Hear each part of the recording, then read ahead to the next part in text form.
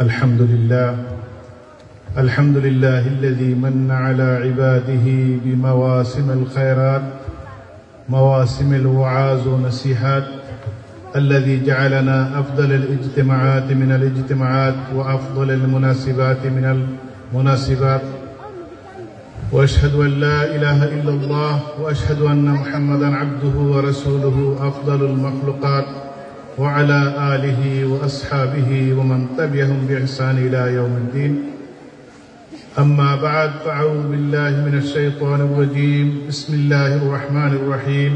يا أيها الذين آمنوا ادخلوا في السلم كافة ولا تتبعوا خطوات الشيطان إنه لكم عدو مبين.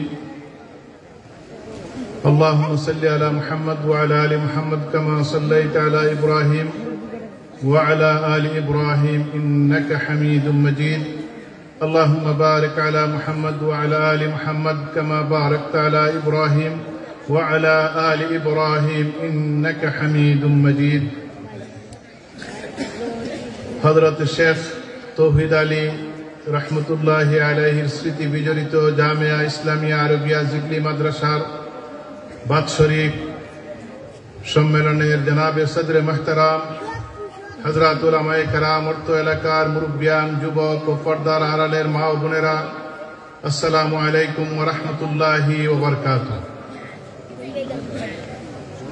আপনারা যারা, আমি আসার আগে দেখলাম যে মাদ্রাসার আশপাশে যারা আছেন, সবার কাছে অনুরোধ, যদি আপনারা একটু সময় বসেন, হয়তো উলামায়ে কেরামের কাছ থেকে গুরুত্বপূর্ণ আপনার নসিহত শুনবেন। এর জন্য যে ওয়াজ মাহফিলের যে গুরুত্ব, এটা বইসে আপনারা শুনেন। হয়তো এর উসিলাতে আল্লাহ পাক রব্বুল আলামিন আপনাকে আমাকে হয়তো কাল কিয়ামতের দিন মাফ করে দিতে পারেন। এর জন্য আমরা গুরুত্ব দিই, আমরা আসি মাহফিলের মধ্যে বসি। উলামায়ে কেরাম, আমাদের দেশে এখন ওয়াজের মৌসুম, নসিহতের মৌসুম নভেম্বর মাস থেকে শুরু হয়েছে। আমি মাত্র 12 তারিখ 13 তারিখ বাংলাদেশে ঢুকলাম। এরপর থেকেই আজকে, এর আগেও আমি একবার হয়তো আসছি কোভিডের আগে এই মাদ্রাসায়।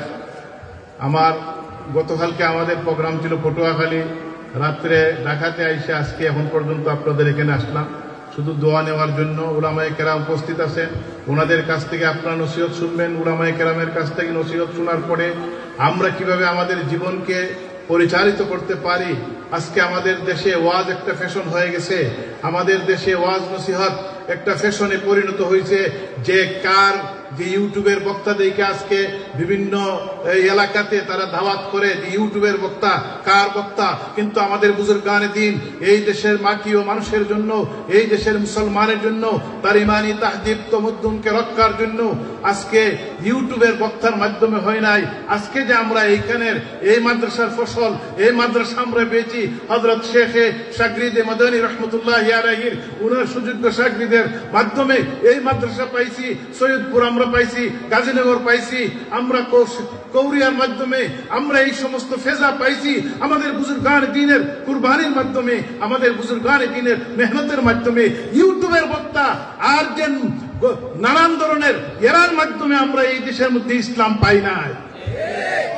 আমরা ইসলাম পেয়েছি আমাদের বুজুর্গান দ্বীনের মাধ্যমে, যে তাদের কুরবানি, তাদের যে এমন ভাবে কুরবানি, যেটা আমরা যদি পড়ি ওনাদের জীবনী ইতিহাস, তাহলে হয়তো আমরা কিছুটা অনুধাবন করতে পারবো।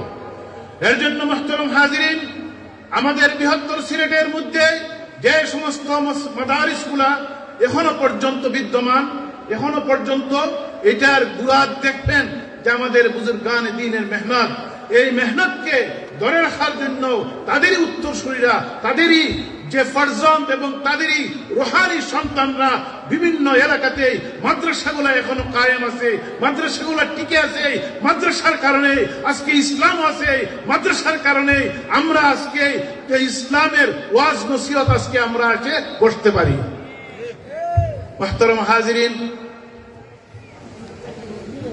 গত যে আমি 2001 কি 2099 প্রায় 25-26 বছর থেকে বাংলাদেশে আছি। এই মৌসুমে আমি এমনি আসছি 2-3 সারা বিশ্ব ঘুরি, কিন্তু এইবার আইসা কয়েকটা প্রোগ্রাম করছি। যে প্রোগ্রামের মাধ্যমে মন খুলে যে বলতে পারি, মন খুলে আপনাদের সাথে আমি সামান্য সময় নিব, যাতে মেসেজগুলা আমার ঘরে আমার